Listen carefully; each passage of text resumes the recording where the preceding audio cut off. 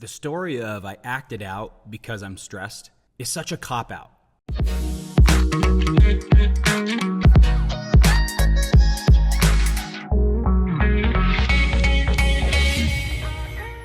Now, don't be offended by this. Hear me out.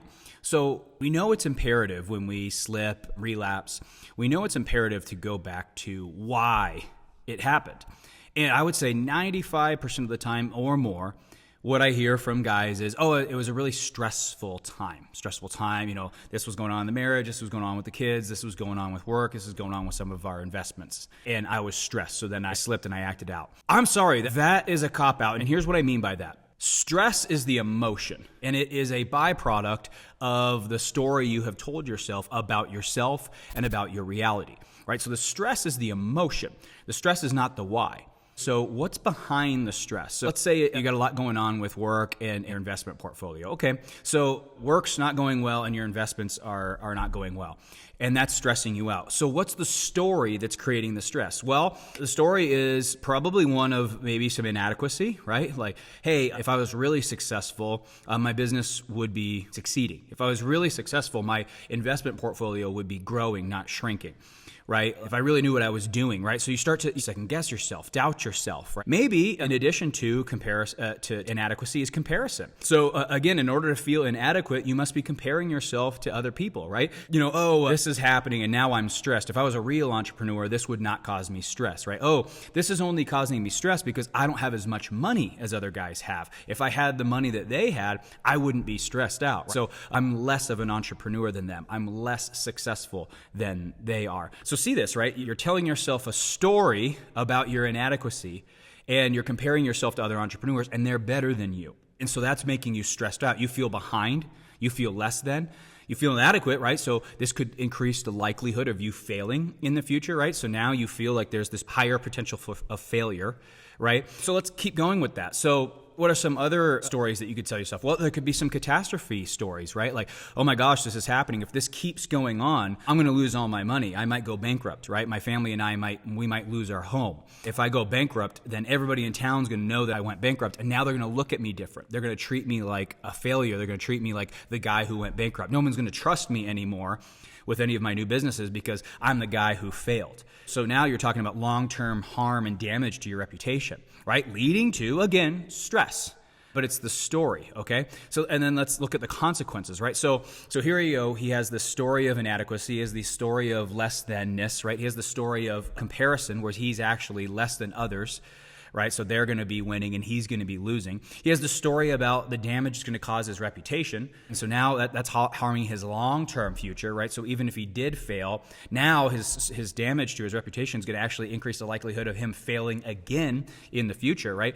And so this whole narrative of inadequacy, less than, failure, let's look at the consequences, right? Oh, what are the consequences? Well, again, bankruptcy, right? I'm going to have to drop out of the country club or some of the big friend group vacations because we don't have the money to do those things, right? And if we don't have the money, then we're going to lose our friend crowd. That's a consequence. If you're a single guy or even a married guy, oh, now I'm not making money, so I'm less attractive to my wife or other women, so now I'm going to die alone.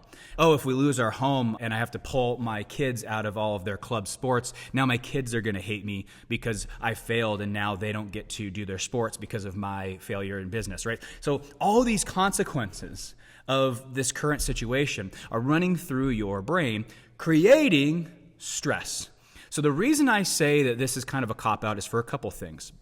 One reason is I think we have to be careful saying I was stressed because I think it's a very victim-y statement, right? Oh, hey, I wouldn't have acted out or relapsed if I wasn't stressed, right? So it comes with a kind of a victim energy there, which I think is harmful because now rather than taking ownership, full ownership, there is this like, oh, hey, well, I was a victim of a stressful situation, right? And then let's keep going with that, right? That, for stress, it's kind of this badge of honor for men, right? We're supposed to be challenging ourselves and putting ourselves in these kind of risky entrepreneurial growth situations, right? So you see, it's packing kind of an extra punch there, right? So there's this victim energy to it. But then there's also this badge of honor of like, yeah, I'm stressed out because I'm a successful guy. I take chances. I bet on myself. I'm an entrepreneur. I'm a provider for my family. Like, the reason my family has all of these wonderful things that we have is because of my hard work, right? So it's victim-y, but then there's also this Well, stress is just part of the deal for a high achiever, right?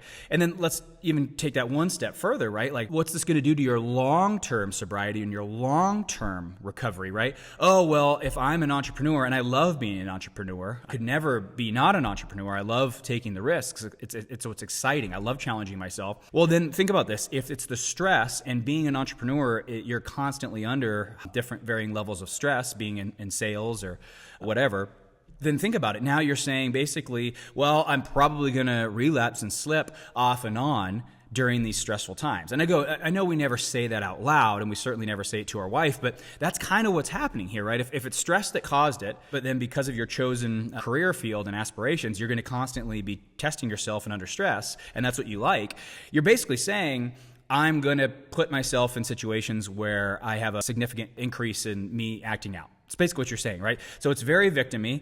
And then there's this, kind of badge of honor of like, yeah, I'm a provider, I'm a hustler, I'm an entrepreneur. We live stressful lives, high risk, high reward, right? So there's this, when we call it stress, I think it sounds more victim-y, and at the same time, it sounds a little bit sexy. It sounds masculine. It sounds cool. It sounds entrepreneurial, right? I've got all this business stuff going on and all this money and investments. I'm stressed because of that, but it's like there's this like almost kind of pride of how stressed out you are, while also splashing in this element of victimhood.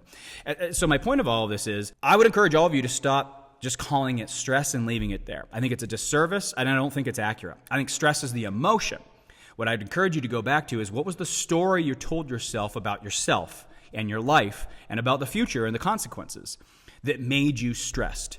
Again, the stories of inadequacy, the stories of being behind, the stories of pending failure, the stories of being embarrassed, the stories of destroying your reputation, the stories of your wife being disappointed because you can no longer provide, the stories of your kids no longer being able to do what they love to do because you don't have the money to be able to finance it, right? All those stories build up and add and basically lead to stress, which is the emotion. So I'm going to encourage all of you guys right now, if any time that you're slipping, relapsing, or getting close, and your grand plan is, I was stressed. No, I'm sorry. That's the end result. Go back, figure out, what did I tell myself about myself and my life that made me so stressed out?